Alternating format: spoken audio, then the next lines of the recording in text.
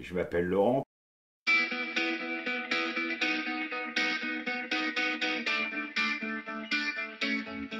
Je suis quelqu'un de déterminé, qui va jusqu'au bout des choses, même si c'est des gamelles.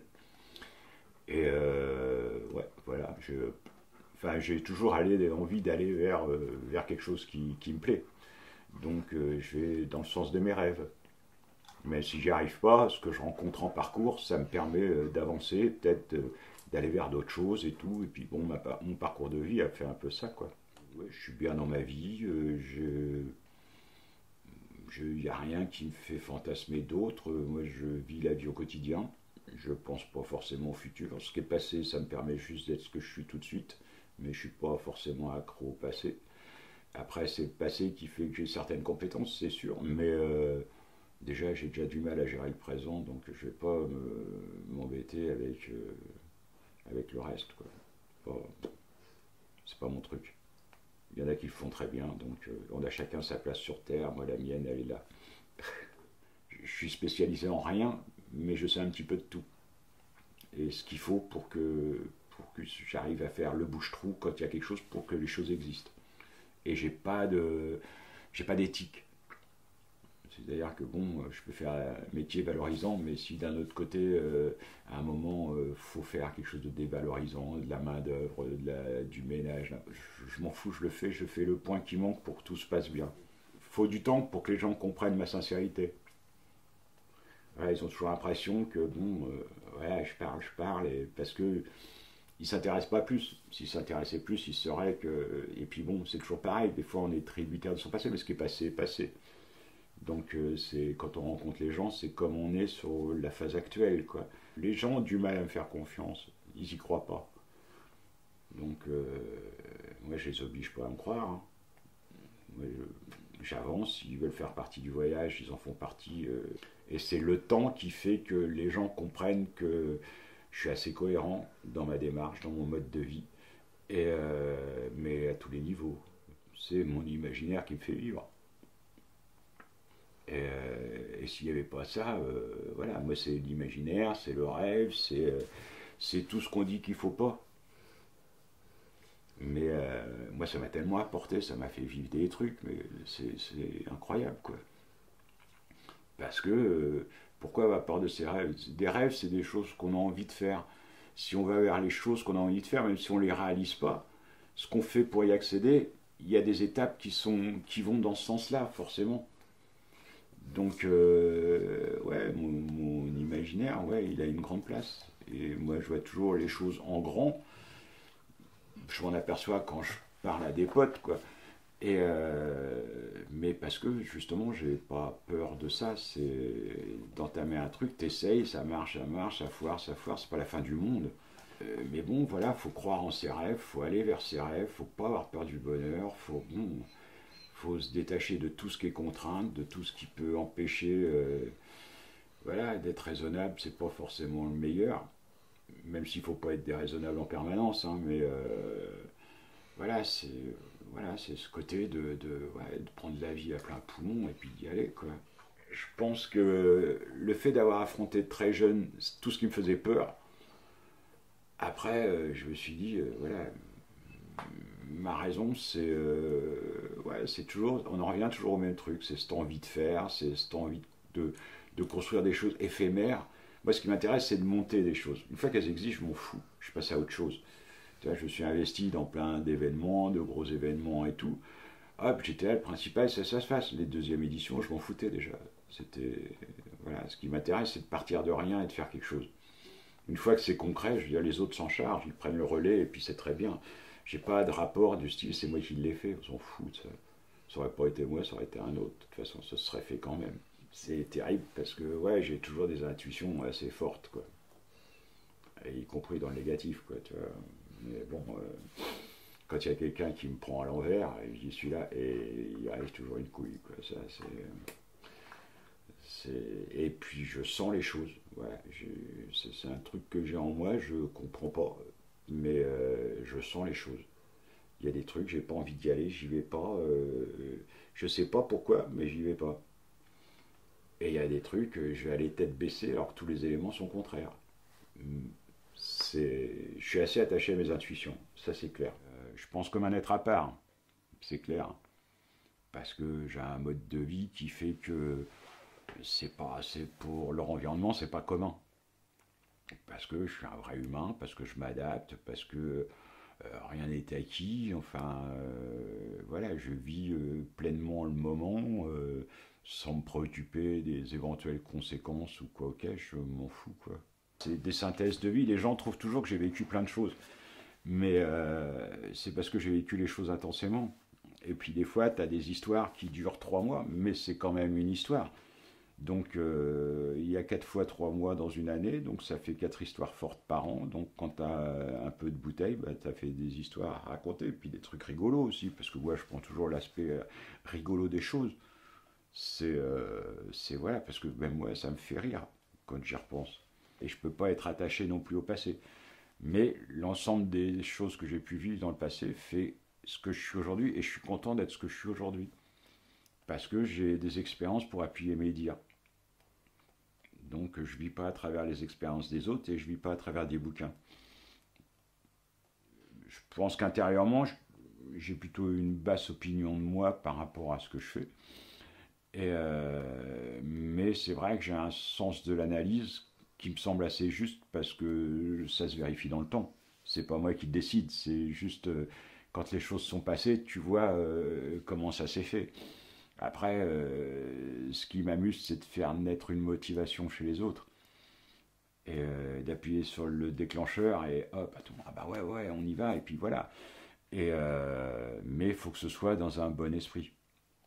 Voilà, si on me prend la tête par rapport à un truc alors qu'on a décidé de le faire ensemble et que tout repose sur moi, ça me fait chier.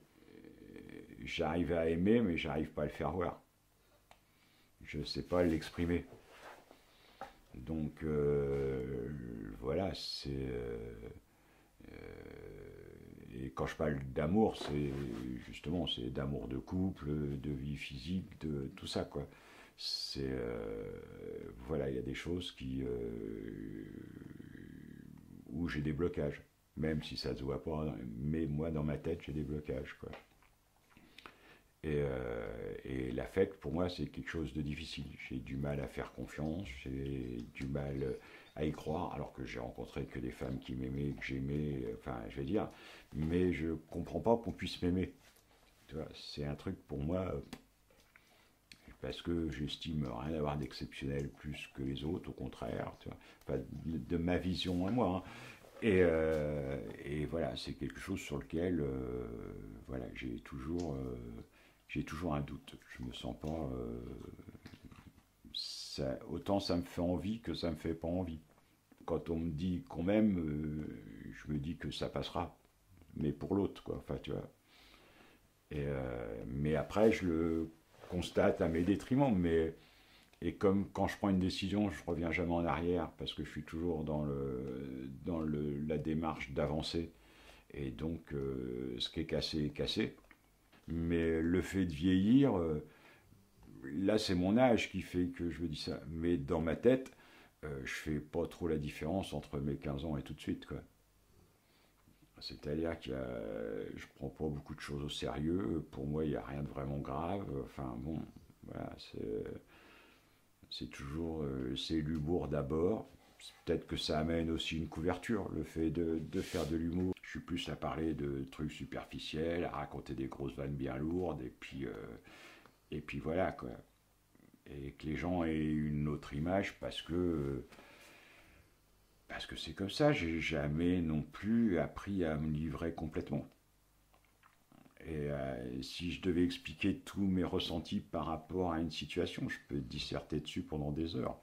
Et il faut que l'autre ait la patience d'écouter et de comprendre la subtilité. Donc déjà, là, j'ai eu la chance de travailler dans le secteur de la musique et de connaître à peu près tous les secteurs. C'est-à-dire de décharger un camion, comme la production, comme l'édition, comme les tournées, enfin, voilà. Et ça m'enrichit, ça m'a apporté vachement. Parce que déjà de bouger, d'arriver dans une ville, pif, paf, et tu sais qu'à ce moment-là, le lieu où tu joues, ça t'appartient. Et le lendemain, tu es ailleurs et c'est pareil. Et c'est enivrant. C'est enivrant, mais ça rend con aussi. Hein. parce qu'on a l'impression de vivre un peu dans un truc d'aisance et d'être un peu, c'est comme je décide, c'est comme ça que ça se passe. Et puis c'est comme ça qu'il faut être dans ce métier-là, c'est sûr, mais il faut faire la part de quand on est au boulot et quand on n'y est plus, et des fois c'est pas évident. Et si j'avais pas eu des bons copains pour me remettre à l'heure, j'aurais pu ne pas avoir la tête qui passe par la porte. Là. Je suis attaché à la liberté plus que tout. C'est ça surtout, c'est la liberté d'aimer, la liberté d'être riche, la liberté d'être pauvre, la liberté de faire une chose ou une autre et de ne pas s'occuper du regard des autres, ne pas, voilà, de pas se laisser influencer. Moi, si je m'étais laissé influencer sur certaines choses, j'aurais raté plein de trucs, quoi. Et alors que bon, moi j'ai toujours fait confiance à la vie et ça a toujours marché. C'est-à-dire qu'il y a plein de soucis qui n'existent pas pour moi parce que je me dis de toute façon il y a quelque chose qui va décoincer forcément. Enfin, je veux dire, on est des humains, on a un sens de l'adaptation qu'on ne soupçonne pas. Et quand on se retrouve dans des situations vraiment bloquées, on s'aperçoit qu'on peut s'adapter. C'est justement ce sentiment de peur qu'empêche d'aller jusqu'au bout de certaines choses, mais quand on y va, moi, je me souviens quand j'étais gamin, je me disais toujours, ah ouais, putain, aller en tôle, je préfère me faire sauter le caisson. J'ai fait 2 ans de tôle, j'en suis pas mort. Mais après, c'est pareil, ça apprend des choses, ça apprend à vivre à plusieurs, dans des trucs un peu bizarroïdes. Moi, la première fois où je suis tombé, c'est parce que j'ai fait ça en 2 fois, parce que j'avais pas bien compris la première fois. Et la première fois, j'étais à Perpignan dans une vieille tôle qu'on appelait le château. On était 24 dans la même cellule, 12 lits superposés. Donc ça perturbe un peu quand même quand on est un petit peu dans son cocon avec son éducation familiale qui fait que voilà, on n'aime pas pisser ou chier devant les autres et que là, ben, voilà, on n'a pas le choix. Donc bon, on s'adapte. Hein. Et après, ça démystifie aussi plein de choses. J'aurais tendance à dire que je suis le plus parfait des hommes imparfaits. Euh, non, je me préoccupe du bien-être des autres, assez. Et puis j'ai toujours un esprit de mise en réseau. C'est-à-dire de faire rencontrer des gens par rapport à leurs compétences et de faire vivre des choses. C'est pour ça que j'aime bien travailler avec les artistes, parce qu'avec les artistes, on part de rien. Et on peut présenter quelque chose et c'est le public qui fait le reste. C'est pas, on peut faire toutes les démarches pour que ça aille dans le bon sens, mais c'est le public qui a le dernier mot. Je suis insupportable. C'est le défaut de ma qualité. Tout. La vie. C'est aussi simple que ça. Après, moi j'ai toujours fait confiance à la vie. Et bon, j'ai pas été déçu. Hein. Donc je continue. La misère. Qu'on soit à une époque où il y a des gens qui crèvent la dalle et qui dorment dehors, voilà, ces trucs, ça me touche.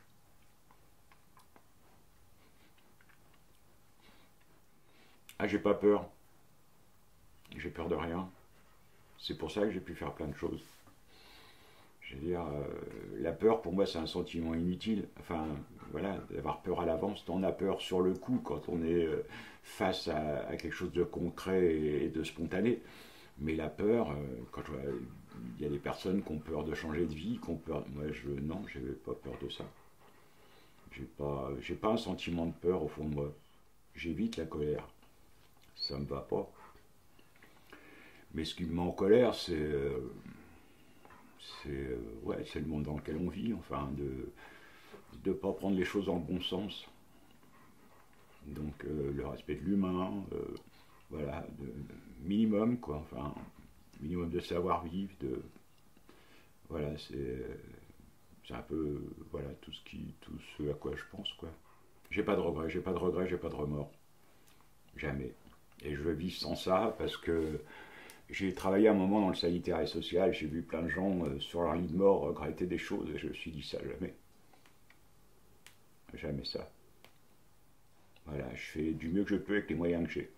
Donc je ne flippe pas sur ce que je peux pas faire. C'est des choses, non. Il y a des trucs c'est oui, il y a des trucs c'est non, mais je vais pas me lancer dans quelque chose que je sens pas. Donc de toute façon, ouais, j'ai pas de regrets, j'ai pas de remords. J'ai une vie où j'ai eu des décisions à prendre, c'est sûr, mais je les assume complètement, je les regrette pas. Ah, j'ai un mental d'enfer, ça c'est clair. Et après, mes atouts, je dirais à tout cœur. Mais parce que c'est toujours ça un peu qui mène, mais comme ce qui mène le monde aussi, hein, je veux dire. Faiblesse physique, mon dos. Psychologique, ouais, c'est toujours pareil, c'est la misère. Enfin, qu'à notre époque, il y a des gens qui dorment dehors et qui mangent pas à leur faim, c'est un truc, ça me désespère. Quand on voit d'un côté des gens qui gagnent de l'argent et puis savoir quoi en foutre, et de pas se soucier de ce qu'il y a autour, je trouve qu'on est quand même des humains normalement. Oh, déjà, j'ai jamais, enfin, j'ai pas vraiment travaillé, j'ai pas cette notion de travail parce que j'ai fait que des choses qui me faisaient plaisir. Je suis jamais allé travailler par la contrainte.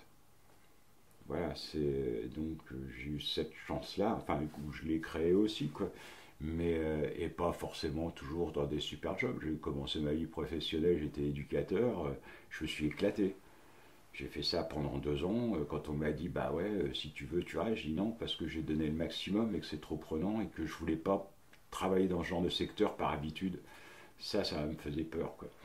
Après, j'étais ambulancier, je me suis éclaté parce que j'étais utile par rapport à l'humain, donc ça me faisait du bien. Après, je suis arrivé à Montpellier en 85, j'ai travaillé dans une épicerie de nuit, la première épicerie de nuit de Montpellier.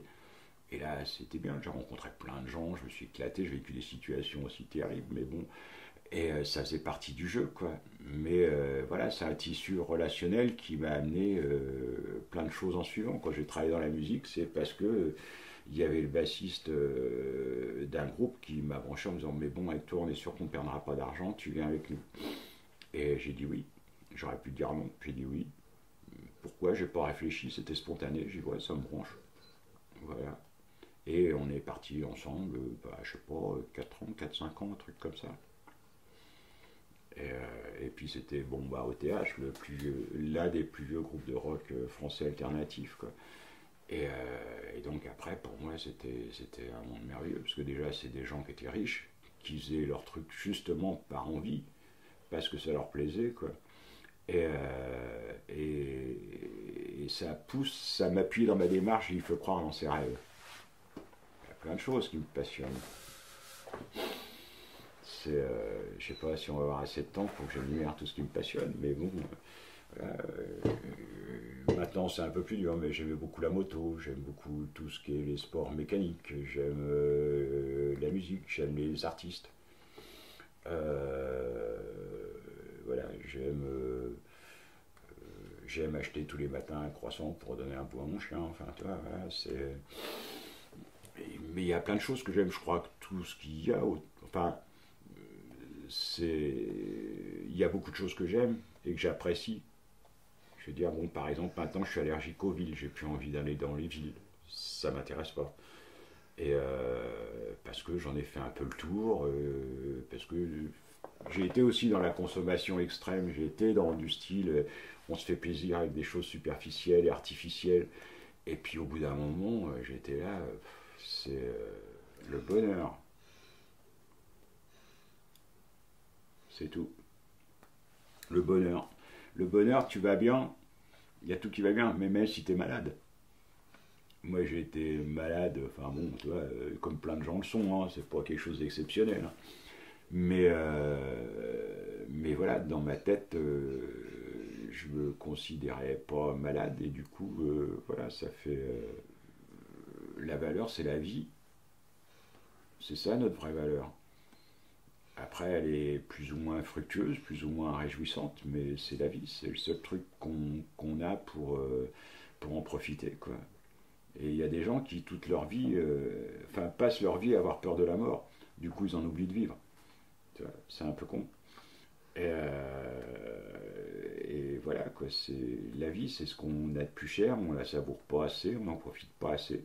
On n'en est pas suffisamment conscient, parce qu'on a tendance des fois à se complaindre dans un truc du style ah oui, mais la vie c'est dur et tout. Ok, achète-toi une corde et tu vas voir, c'est plus facile. Enfin, tu vois, je veux dire, va jusqu'au bout de tes convictions aussi, si c'est comme ça, quoi, tu vois. Et quand les gens disent ouais, j'en ai marre de. Oui, ok, on peut avoir des ras-le-bol de temps en temps, mais des fois, tu passes du temps à rencontrer les mêmes gens qui sont toujours sur le même accord, quoi. Et bon, voilà, c'est dommage pour eux.